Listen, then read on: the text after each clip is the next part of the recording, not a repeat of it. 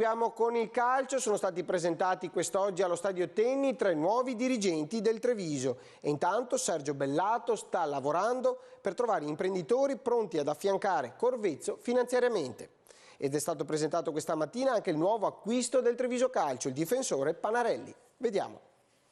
Ivano Reggiani, consulente del Boca Junior, l'ex mister di Lazio, Padova e Bari Giuseppe Materazzi e l'ex di Fiorentina e Mila Massimo Orlando. Sono i 3 nuovi innesti nell'organigramma societario del Treviso Calcio presentato questa mattina al Tenni dal presidente Corvezzo. Ma qualcosa si sta muovendo anche sul fronte dei partner del Treviso.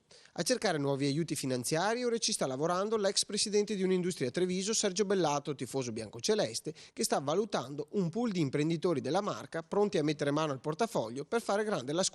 Diciamo che si sta organizzando dando una configurazione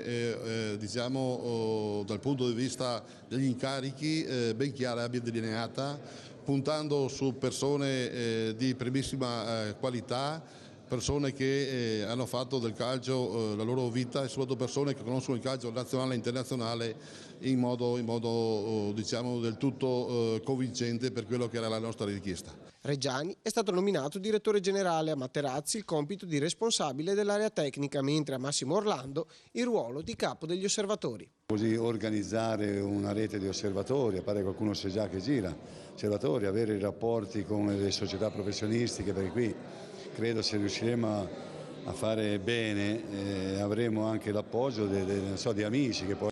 Treviso è la piazza dove possono mandare i ragazzi anche non a svernare ma a maturare esperienza per ritornare poi ai propri lidi. Questa sarà anche una parte che noi faremo, però non solo, e questo verrà fatto finché non avremo le nostre risorse umane che riusciremo a crearci con il settore giovanile, per cui questo sarà il mio compito, un compito sicuramente gravoso che però mi entusiasma.